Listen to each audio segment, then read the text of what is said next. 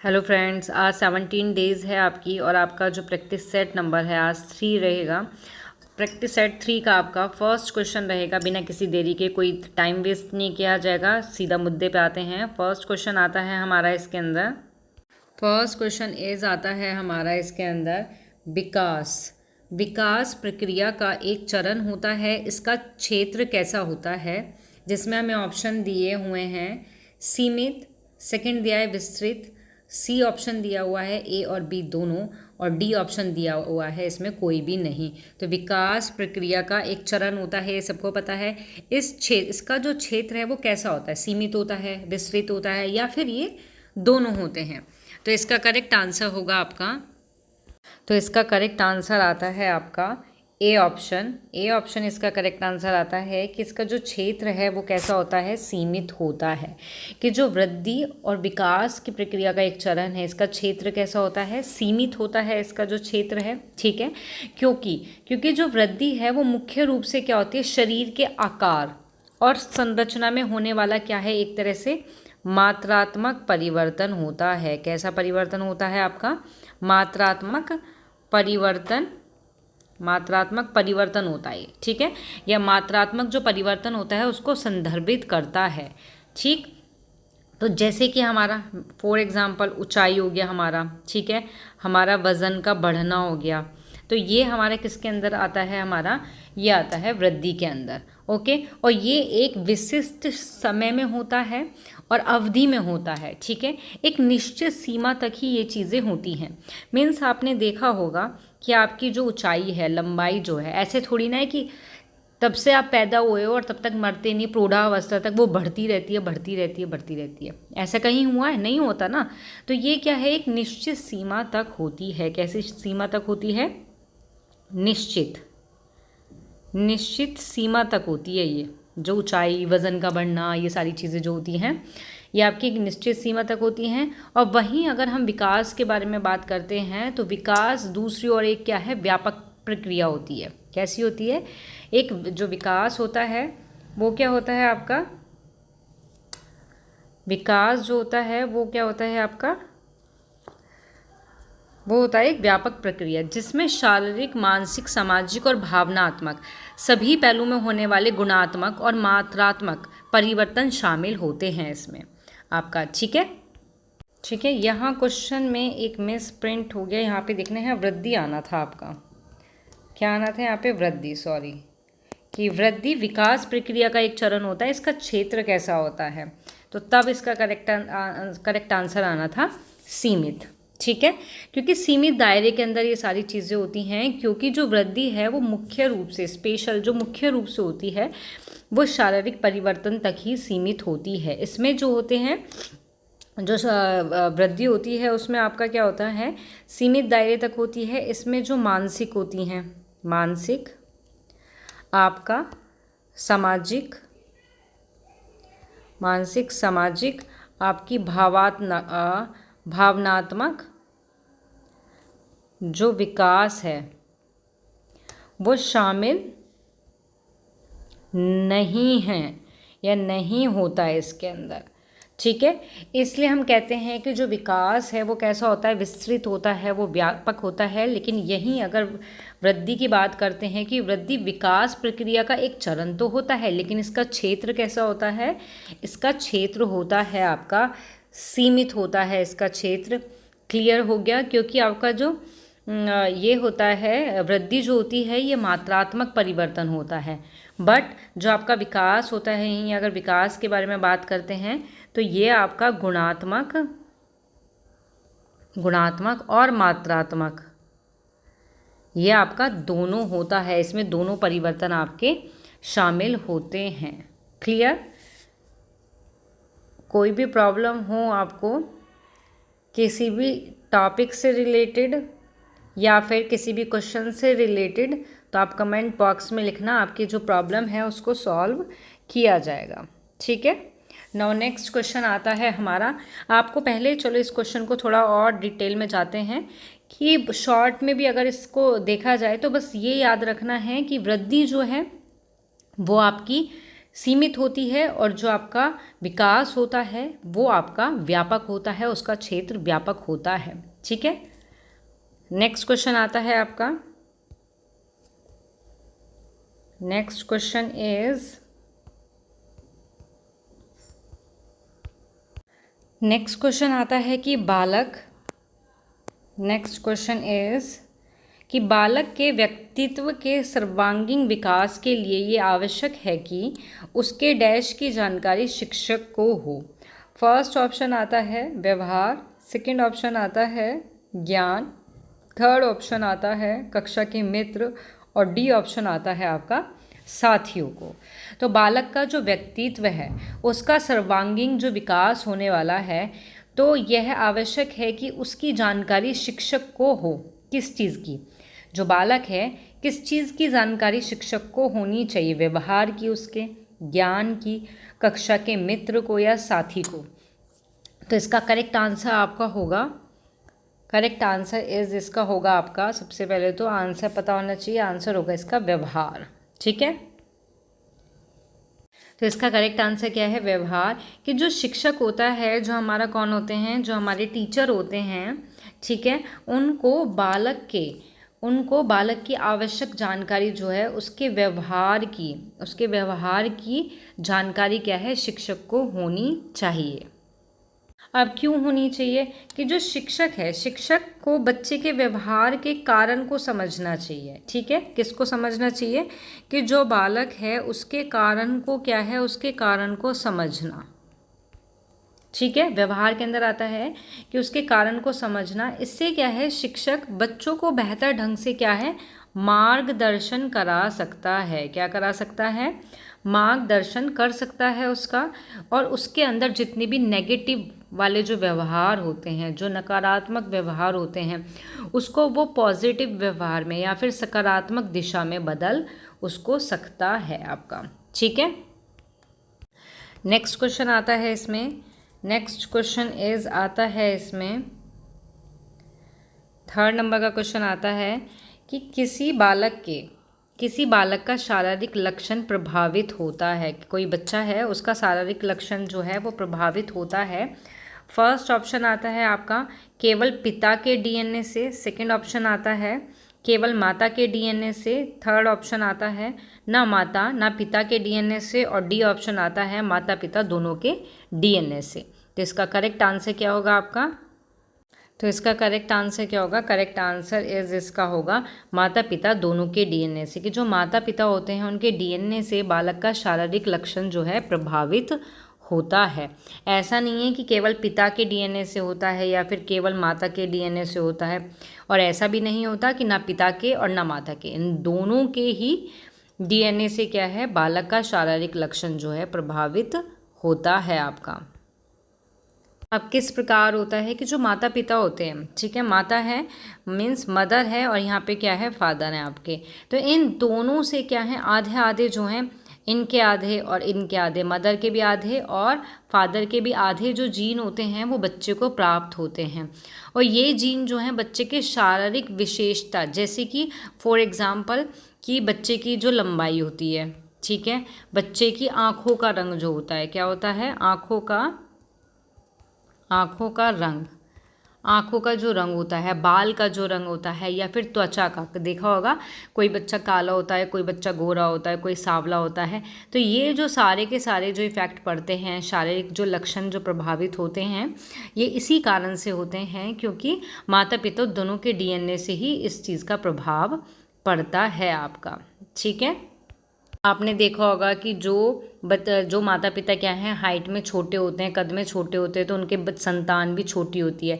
ज़रूरी नहीं है कि हर एक की हो, मीन्स आपको जो ये लक्षण मिलते हैं जो लंबाई के, रंग के, वो आपके पेरेंट्स से मिल सकते हैं, या आपने देखा होगा आपके थोड़े जो पूर्वज होते हैं, दादा दादी होते हैं, उनसे भी मैच कर जाते हैं ये सारे जो लक्षण होते हैं।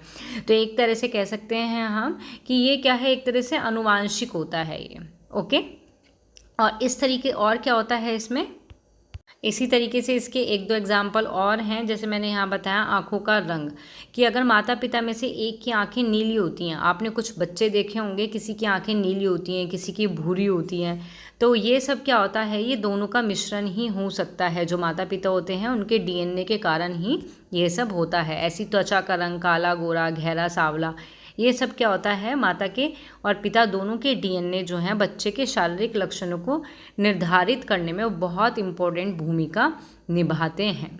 ओके, माता पिता के लक्षण जो डीएनए है ये तो निभाते हैं, इसके साथ जो इन्वायरमेंट होता है, पर्यावरण जो होता है, इसकी भी एक महत्वपूर्ण भूमिका होती है। बट क्वेश्चन में यहाँ पे पूछा गया है डीएनए से रिलेटेड सारे पॉइंट्स जो हैं यही हैं, तो इसको क्लियर किया। आगे नेक्स्ट कोई क्वेश्चन आता है आपका इन्वायरमेंट से रिलेटेड, देन उसको क्लियर किया जाएगा। ठीक है, नेक्स्ट क्वेश्चन आता है आपका 4 नंबर का क्वेश्चन आता है। 4 नंबर का क्वेश्चन आता है आपका कि बच्चे के समाजीकरण में प्रमुख भूमिका निभाता है। बच्चे की किस चीज़ में? समाजीकरण में। फर्स्ट ऑप्शन इज खेल कूद, सेकेंड ऑप्शन अच्छे कपड़े, थर्ड ऑप्शन बच्चे की सुंदरता, या फिर डी ऑप्शन बालक की बुद्धि। तो बच्चे के समाजीकरण में जो इम्पोर्टेंट भूमिका निभाता है वो कौन निभाता है? इसका करेक्ट आंसर होगा आपका, करेक्ट आंसर इज इसका होगा आपका खेल कूद। ठीक है, ठीक है, तो कौन निभाता है? खेल कूद निभाता है। कैसे? कि जो खेल कूद होता है आपका, खेल कूद क्या है, बच्चे को जो सामाजिक है, जो भी सामाजिक क्या होते हैं, कौशल होते हैं, सामाजिक आपके क्या हैं, कौशल होते हैं। ठीक है, टीम होती है, जो भी टीम वर्क जो होता है आपका, ठीक है, या फिर सहयोग होता है आपका, ठीक है, या फिर कोई भी प्रॉब्लम है उसका सॉल्यूशन है, ये सारी चीज़ें जो हैं महत्वपूर्ण गुण सिखाता है। खेल कूद के माध्यम से ये सारी चीज़ें सिखाई जा सकती हैं आपकी। सामाजिक जो कौशल होता है, अब बात करते हैं सामाजिक कौशल की, कि सामाजिक जो कौशल है वो खेल के दौरान क्या करता है कि बच्चे दूसरों के साथ क्या करते हैं, बातचीत करते हैं, ठीक है, और अपनी बारी का क्या करते हैं, इंतज़ार करते हैं, और दूसरों की भावनाओं का भी क्या है, सम्मान करना इससे सीखते हैं। ठीक है, आपको आया था कि खेल कूद के माध्यम से क्या है, बच्चा जो है सामाजिक कौशल जो है सीखता है। तो किस तरीके से सामाजिक कौशल सीख रहा है वो, कि दूसरों से बातचीत कर रहा है, अपनी बारी का इंतज़ार कर रहा है, दूसरों की भावनाओं का सम्मान करना सीख रहा है। ठीक है, इसी तरीके से आता है आपका टीम वर्क, टीम में खेलना, एक तरह से हम कह सकते हैं टीम में खेलते हैं, जैसे बच्चे देखा होगा आपने, है ना, तो उसमें क्या है, बच्चे एक साथ काम करना और एक लक्ष्य की दिशा में मिलकर काम करना सीख जाते हैं। कहने का मतलब है कि बच्चे अगर अकेला तो खेलता नहीं है, मीन्स अपने मित्रों के साथ खेलता है, अपने सहपाठियों के साथ खेलता है, आस पड़ोस के बच्चों के साथ खेलता है, तो वो एक दूसरे की इसमें क्या है, हेल्प करना भी सीख जाता है और सहयोग करना भी सीख जाता है। ठीक है, तो हेल्प करना सीख जाता है और एक दूसरे के साथ क्या है, काम करना भी, टीम वर्क का मतलब एक दूसरे के साथ काम करना सीख जाता है। और इसी तरीके से क्या है आपका, हेल्प करना और सहयोग करना भी सीखता है। और आता है यहाँ पे समस्या का समाधान, कि खेल के दौरान क्या है, बच्चे समस्या का सामना करते हैं और उन्हें हल करने के क्या हैं, तरीके भी सीख जाते हैं वो। ओके, और आपका यहाँ ऑप्शन आता है आपका जो बी ऑप्शन है आपका, बी ऑप्शन इज आता है कि अच्छे कपड़े, जो अच्छे कपड़े होते हैं वो बच्चे की सुंदरता में, किसमें, सुंदरता, बच्चे की जो सुंदरता है उसमें योगदान दे सकते हैं, उसमें क्या कर सकते हैं, योगदान कर सकते हैं, लेकिन ये उनके समाजीकरण में भूमिका नहीं निभाता है। ठीक है, नहीं निभाता ये। इसी तरीके से आता है बच्चे की सुंदरता, इसी तरीके से आता है बच्चे की सुंदरता, कि बच्चे की जो सुंदरता है वो समाजीकरण में एक भूमिका निभा सकती है, लेकिन ये एक प्रमुख कारक नहीं है आपका। ओके, और इसी तरीके से आता है आपका बालक की बुद्धि, कि बालक की जो बुद्धि है वो भी समाजीकरण में एक भूमिका निभा सकती है, लेकिन ये भी एक प्रमुख कारक नहीं होता। तो इसका करेक्ट आंसर आपका क्या रहेगा, करेक्ट आंसर इज इसका आपका ए ऑप्शन ही रहेगा, खेल कूद। ओके, क्लियर हो गया आपको ये वाला क्वेश्चन। नाउ नेक्स्ट क्वेश्चन आता है आपका, नेक्स्ट क्वेश्चन इज आपका आता है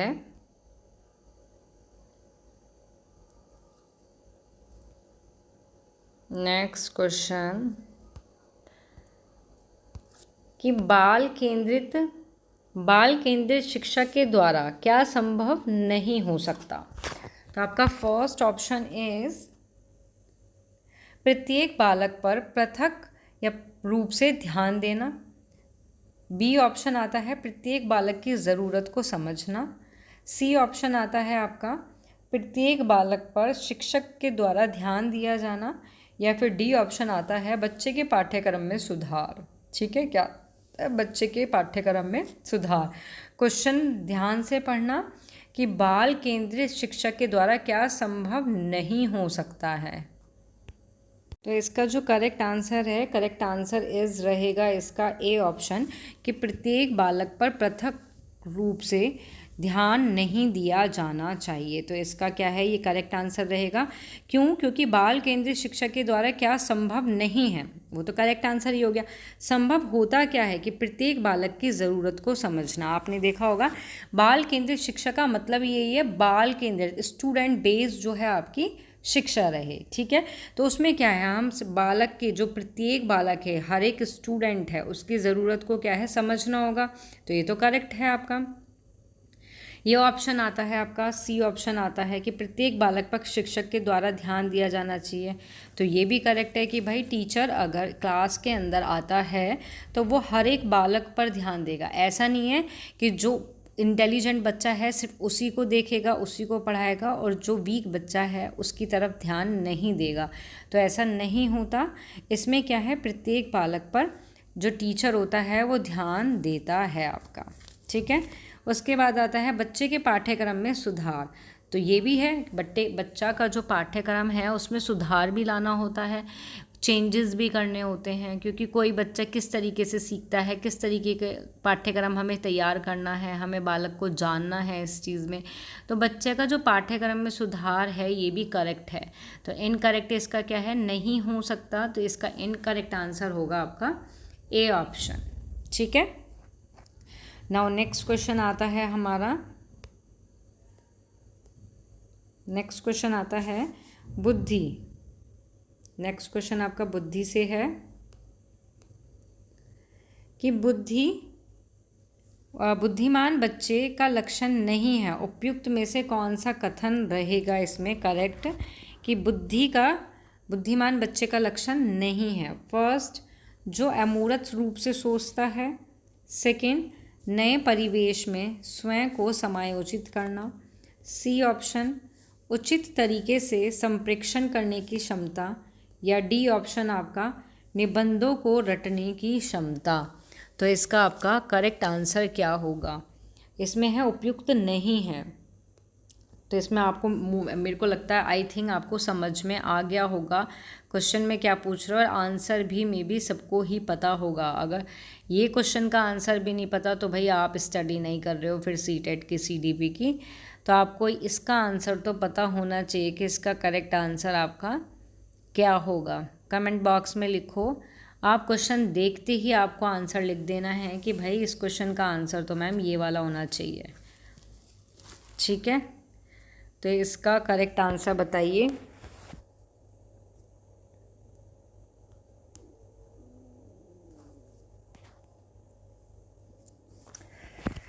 तो इसका करेक्ट आंसर आपका आता है, करेक्ट आंसर इज इसका आता है निबंधों को रटने की क्षमता। जो बुद्धिमान बच्चे होते हैं वो क्या हैं, वो निबंध को रटने की क्षमता है, वो निबंधों को रटते नहीं हैं। तो ये लक्षण क्या है, बुद्धिमान बच्चे का नहीं होता है। ठीक है, क्यों?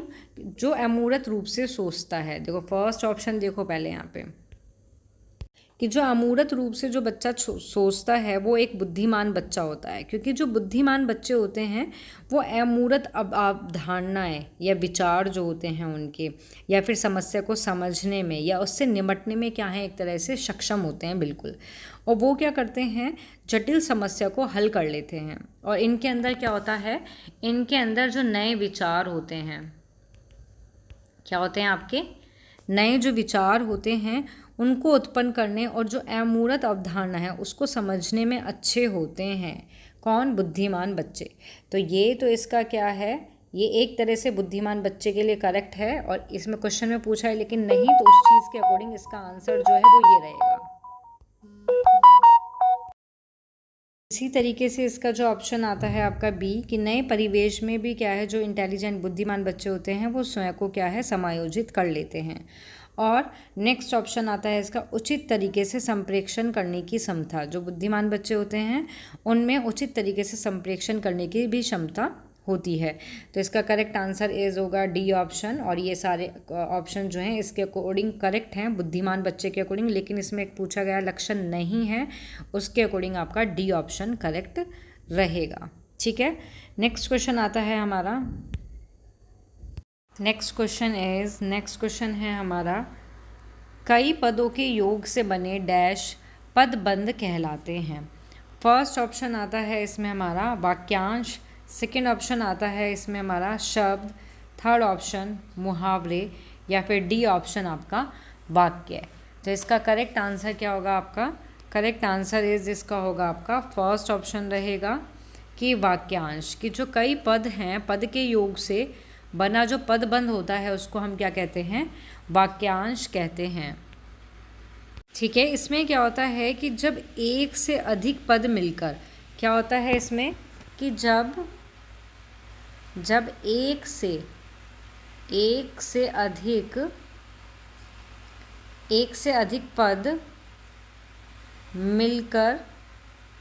एक से अधिक पद मिलकर किसी वाक्य में, क्या चीज़?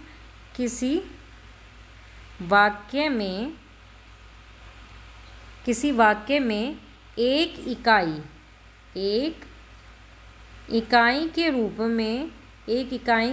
में कार्य करते हैं। क्या करते हैं? कार्य करते हैं। तो उसे क्या कहते हैं? तो उसको हम कहते हैं पदबंध, उसको कहते हैं। फॉर एग्जाम्पल इसमें आ सकता है आपका, जैसे कि सबसे तेज़ दौड़ने वाला छात्र जीत गया, या फिर नदी कलकल करती हुई क्या है, बहती है, या फिर वह बाजार की ओर आया होगा। तो इसमें क्या होता है पदबंध में, कि जो वाक्य का एक अंश होता है और एक ही पद का क्या है, वो काम करता है एक तरीके से। ठीक है, आपका क्लियर हुआ? तो क्लियर हुआ आपको कि जो पदबंध कहलाता है वो क्या होता है? वाक्यांश होता है, जो बहुत सारे पद जो हैं उनसे मिलकर बनता है। नेक्स्ट क्वेश्चन आता है हमारा, नेक्स्ट क्वेश्चन इज लैंगिक। नेक्स्ट क्वेश्चन आता है, लैंगिक भेदभाव दूर करने के लिए शिक्षक की भूमिका है। फर्स्ट ऑप्शन आता है इसमें, लैंगिक मुद्दों से संबंधित रूढ़िबद्धता धारणा को हतोत्साहित करना। सेकेंड ऑप्शन आता है, लड़की को सरल, लड़कों को कठिन कार्य करने देना। या फिर सी ऑप्शन आता है, लड़के घर का काम करेंगे और क्योंकि घरेलू कार्य जो हैं वो लड़कियों के लिए है। ठीक है, सॉरी, लड़के घर का काम नहीं करेंगे क्योंकि घरेलू कार्य लड़कियों के लिए है। या डी ऑप्शन, लड़कों को खेल कूद और लड़की को सिलाई करने के लिए प्रेरित करना होता है। तो लैंगिक भेदभाव से हमें क्या है, दूर करना है। क्वेश्चन पे ध्यान देना, दूर करने के लिए एक टीचर जो है उसकी इम्पोर्टेंस क्या होती है, उसकी भूमिका क्या होती है। तो इसका जो करेक्ट आंसर होगा, करेक्ट आंसर इसका क्या होगा, फर्स्ट ऑप्शन रहेगा कि लैंगिक मुद्दों से संबंधित जो भी रूढ़िबद्धता जो धारणा होती है उसको क्या करना, हतोत्साहित करना। ठीक है, हतोत्साहित करने का मतलब यहाँ ये होता है कि जो टीचर है वो छात्र को ये सिखाता है, या उनकी भूमिका इस तरीके की होती है कि वो छात्र को, स्टूडेंट को ये सिखाए कि जो बॉय होते हैं, जो क्या होते हैं, बॉयज़ होती हैं, और जो गर्ल्स होते हैं, जो गर्ल्स होती हैं और जो बॉयज़ होती हैं, वो दोनों क्या हैं, समान रूप से क्या हैं, सक्षम होते हैं। ठीक है, उनको क्या है, उनको समान अवसर मिलने चाहिए। क्या मिलने चाहिए, समान अवसर मिलने चाहिए उनको। तो ये रूढ़िवादिता धारणा को चुनौती देकर और छात्रों को विभिन्न भूमिका देने के लिए प्रोत्साहित करके किया जा सकता है इसमें। ठीक है। एक तरह से हम कह सकते हैं इसमें बहुत सारे पॉइंट्स आ सकते हैं आपके, ज़रूरी नहीं है क्वेश्चन इस तरीके का ही आए, उसमें जो ऑप्शन है आपके चेंजेस हो सकते हैं। इसमें बहुत सारे पॉइंट हैं आपके कि जो रूढ़िवादिता जो धारणा है उसको किस तरीके से जो शिक्षक है उनकी भूमिका होती है। इसमें देखो जैसे पॉइंट्स लिख लो, नोट कर लो, आप कॉपी पेन जो है उसको लेके बैठा करो कि आपको कुछ इंपॉर्टेंट चीज़ लिखनी हो तो उसको आप लिख सकते हो। जैसे इसमें फर्स्ट पॉइंट आता है लैंगिक फर्स्ट ऑप्शन आता है इसमें, एक सेकेंड, फर्स्ट ऑप्शन आता है लैंगिक समानता बढ़ावा देना। ठीक है, कि जो शिक्षक है, शिक्षक को लैंगिक जो समानता होती है उसको क्या है, उसको बढ़ावा देना चाहिए। बढ़ावा किस तरीके से देगा, एक जो टीचर होगा वो किस तरीके से बढ़ावा देगा कि लड़कों और लड़कियों को समान रूप से बोलने के लिए। ठीक है, किस तरीके से, कि उनको समान रूप से बोलने के लिए उन्हें, ठीक है, और भाग लेने के अवसर दें, कि कोई भी चीज़ हो, कोई भी प्रतियोगिता हो, उसमें क्या है, भाग लेने के अवसर दें, भाग लेने का अवसर दे। लेकिन अवसर देना कैसा है, देना है कैसा, समान अवसर देना है उनको। कैसा अवसर देना है, समान अवसर देना है। इसी तरीके से सेकंड पॉइंट आता है इसमें कि छात्रों को शामिल करना, छात्रों को शामिल करना। इसमें आपका किस तरीके से आता है कि जो टीचर है हमारी, ठीक है, टीचर क्या है, स्टूडेंट को लैंगिक मुद्दों पर क्या है, चर्चा करने और अपनी राय व्यक्त करने के लिए क्या है, प्रोत्साहित उनको करना चाहिए। और एक और ऑप्शन, एक और आता है इसका पॉइंट, इसका एक और पॉइंट आता है, थर्ड पॉइंट आता है समावेशी भाषा का उपयोग, समावेशी भाषा का उपयोग। तो ये किस तरीके से होता है कि टीचर को क्या है, जो टीचर होता है उसको क्या करना है, क्लास में जो क्लास होती है उसमें समावेशी जो भाषा होती है उसका उपयोग करना चाहिए, और जो लैंगिक रूढ़िबद्धता धारणा को क्या है, मजबूत करने से क्या है, वो बचती है आपकी।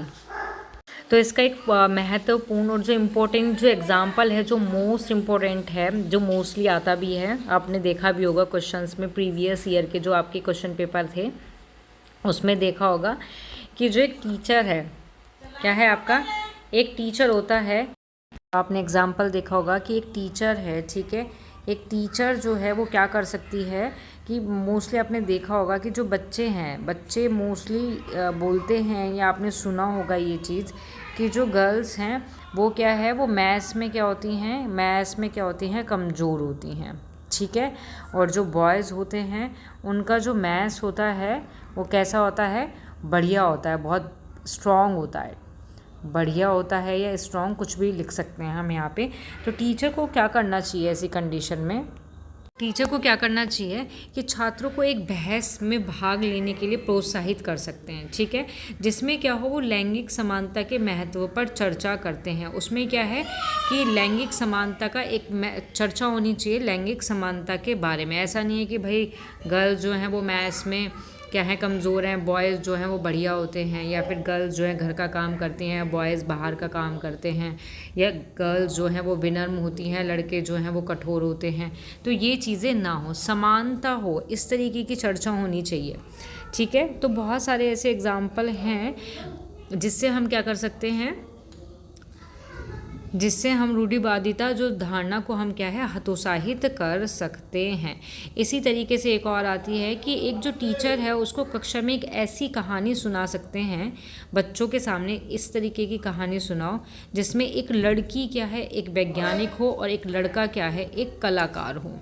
तो इस तरीके की तब सुनाएंगे हम, तो क्या होता है इसमें कि जो लैंगिक मुद्दे से संबंधित जो रूढ़िबद्ध जो धारणा हतोत्साहित हो जाती है, इसमें शिक्षक की भूमिका यही रहती है।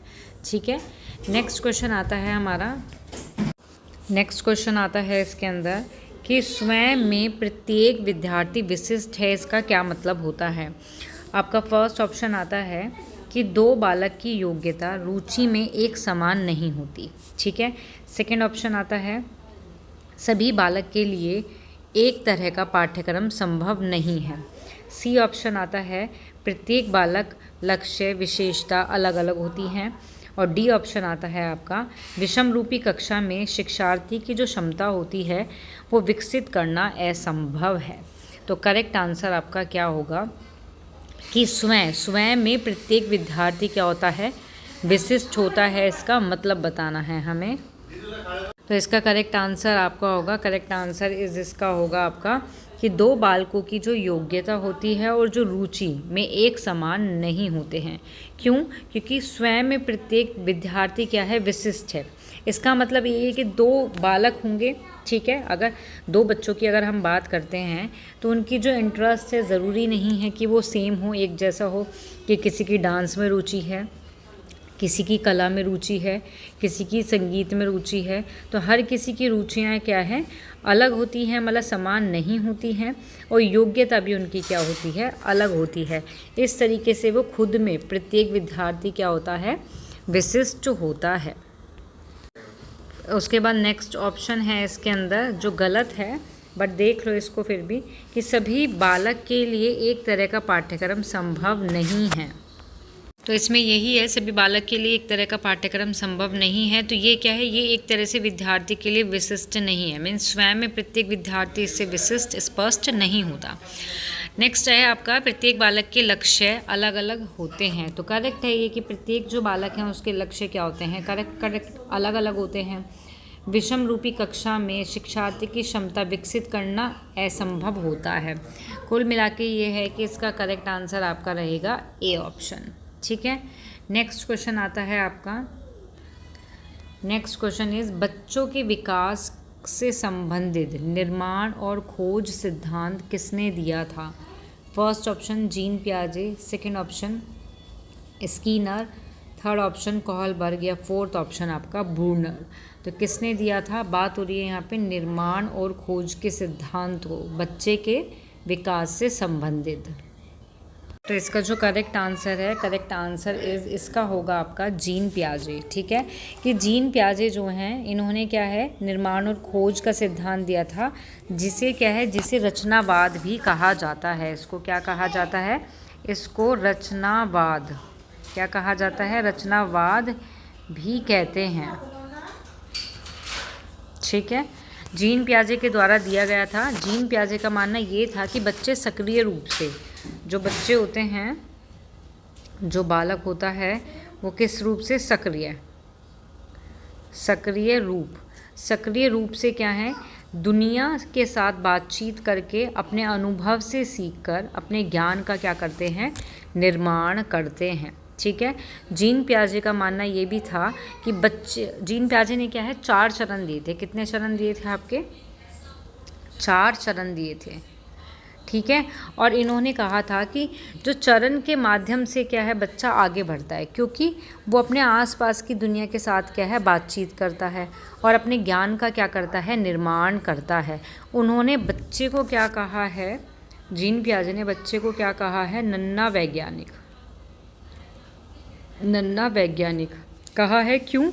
क्योंकि वे लगातार अपने आसपास की दुनिया को समझने की क्या करते हैं, कोशिश करते हैं और अपने स्वयं के विचार और सिद्धांत का क्या करते हैं, निर्माण कर रहे हैं। तो 1 नंबर में क्वेश्चन आ सकता है कि नन्हा वैज्ञानिक किसने का, बच्चों को नन्हा वैज्ञानिक किसने कहा है, तो जीन पियाजे ने कहा है। ठीक है, और यहीं अगर बात करते हैं हम स्कीनर की, तो स्कीनर जो है ये स्कीनर कौन थे, व्यवहारवादी थे और इन्होंने क्रिया प्रसूत अनुकूलन के सिद्धांत दिया था। ओके, जिसको हम ऑपरेंट कंडीशनिंग भी कहते हैं। क्या कहते हैं, ऑपरेंट कंडीशनिंग भी कहते हैं हम इसको। ठीक है, जो क्या करता है, जो सीखने और व्यवहार के विकास से क्या है, संबंधित होता है। उन्होंने बच्चों के भाषा और विकास में सकारात्मक, जो पॉजिटिव, जो रीइंफोर्समेंट के महत्व पर जोर दिया था। किसने, आपका स्कीनर ने। ओके, निर्माण और खोज का जो सिद्धांत है ये तो आपका पियाजे ने ही दिया था।